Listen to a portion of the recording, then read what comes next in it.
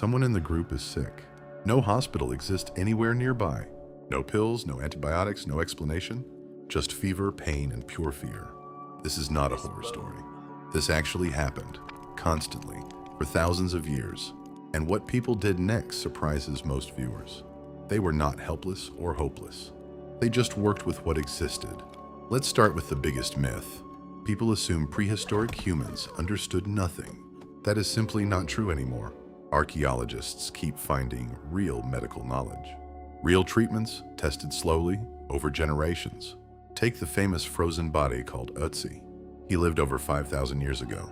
Found frozen in the Alps mountains, inside his gear, researchers found something strange. A piece of birch fungus carried deliberately. This fungus has natural antibacterial properties. Modern science confirmed this just recently. He likely carried it for infections, or possibly to fight parasites inside him. Scientists found whipworm eggs in his gut, so he was sick and prepared. That alone rewrites the old story. Prehistoric people were not just guessing blindly. They noticed patterns and repeated what worked. Now let's talk about something more shocking.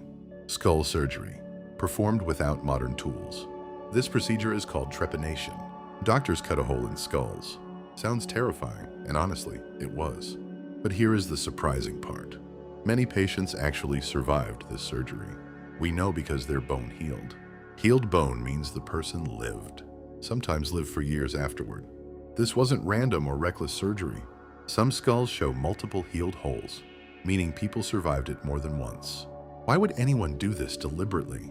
Some researchers think it relieved pressure from swelling or head injuries. Others think it treated seizures somehow.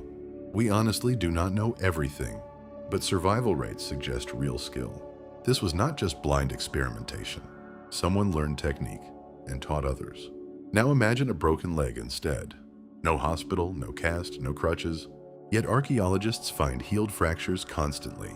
Bones set properly, then healed straight. This means someone actively treated it. Splints made from wood or bark. Bindings made from plant fiber or hide. The person had to stay still. Someone else had to bring food. That takes real community effort daily. A broken leg alone often meant death, unless the group actively helped survive. This tells us something deeply important. Prehistoric survival wasn't just individual toughness. It depended entirely on group care.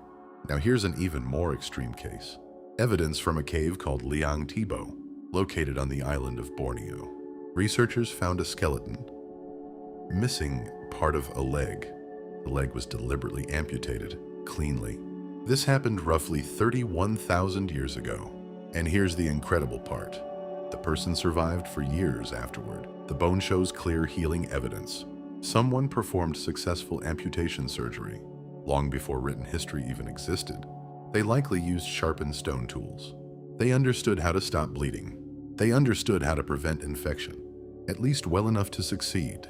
This completely changes what we assumed. We assumed ancient surgery always failed. Clearly, sometimes it actually worked. Now let's talk about everyday illness. Not surgery, just normal sickness instead. Fevers, infections, stomach problems, constant threats. Here plants became the real medicine. Different regions use different local plants. Yarrow appears repeatedly in ancient evidence. It has natural anti-inflammatory properties. Chamomile shows up in some evidence too. These plants taste bitter, not tasty. That detail actually matters here directly. If a plant offers no nutrition, why eat it? Researchers believe this points toward medicine. Not food, but deliberate treatment instead. Honey also played a surprising role. Honey naturally resists bacterial growth somehow. Ancient people likely noticed wounds healed faster when honey was applied directly there. They didn't understand bacteria at all. They just noticed one simple pattern. This worked, and that one didn't. That pattern repeated across many generations, slowly becoming shared, trusted knowledge, passed from elder to younger person, exactly like any other survival skill. There's more evidence, even from Neanderthals. Researchers studied ancient dental plaque samples, found traces of medicinal plants inside, plants with no nutritional value whatsoever. Yarrow again, and also chamomile. Both plants taste genuinely unpleasant, yet Neanderthals apparently chewed them anyway. That strongly suggests deliberate medicinal use. Not confusion, not accidental eating mistakes. This means medicine predates modern humans entirely. Our closest relatives already understood something important. Plants could help beyond simple nutrition. Now let's talk about wound treatment specifically. Cuts and injuries happened constantly back then. Hunting, falling, fighting all caused wounds. Evidence shows wounds were sometimes cleaned, sometimes covered with plant material directly. Certain leaves have natural antimicrobial properties. People likely discovered this through repetition, trying different leaves, noticing different outcomes, remembering which ones actually helped, forgetting or avoiding ones that didn't. This process took countless generations to refine. Every successful treatment got remembered carefully. Every failure quietly disappeared from practice. That's evolution, applied directly to knowledge itself. Now consider dental problems specifically too. Ancient teeth show serious wear and damage. Abscesses, infections, painful broken teeth constantly. Yet evidence exists of dental intervention attempts. Some skulls show signs of tooth extraction, others show possible drilling into infected teeth. One famous example comes from ancient Pakistan, teeth dating back roughly 9,000 years. Small holes drilled directly into molars, likely to relieve painful internal pressure. This required real precision and real courage, both from the healer and the patient. Now here's where things get emotional. Not every illness had an answer. Infections killed people constantly, without warning. Childbirth was especially dangerous back then. Many mothers and infants died together. Without antibiotics, small wounds turned deadly. A minor cut could become fatal. This wasn't a peaceful, simple existence. It was often brutal and unforgiving. Yet people still tried everything possible. They isolated the sick when needed. Some evidence suggests early quarantine behavior. Groups noticed illness spreading between people. Even without understanding germs directly, they understood consequences through repeated experience. That alone shows real practical intelligence. Now let's discuss something deeply human. Care for the sick wasn't optional. Remember the Shanidar cave discovery earlier? A Neanderthal man, badly injured, survived. Missing an arm, partially blind, deaf. He lived for years after his injuries. Someone fed him, protected him daily. This proves compassion existed then too.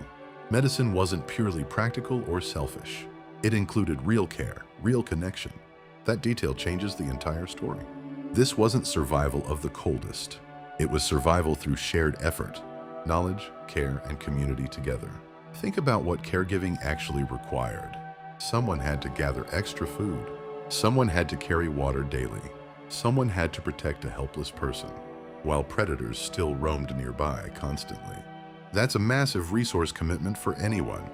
Groups made this choice again and again, not because it was easy, but necessary, because next time, it might be them. That unspoken agreement held communities together. Anthropologists call this reciprocal care today. You help me now, I help later. This simple rule may have shaped humanity more than any single tool or weapon. It meant injury didn't automatically mean death. It meant illness didn't mean abandonment. That safety net changed everything long term. Groups with stronger care survived longer. Groups without it simply disappeared faster. Natural selection may have favored compassion itself, not just strength or speed or size. So what actually happened when someone got sick? Sometimes they died, painfully, quickly. Sometimes surgery actually saved their life.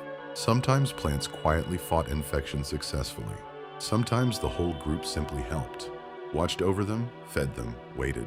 There was no hospital, true, but there was still real medicine, built slowly through trial and memory, passed down long before written history.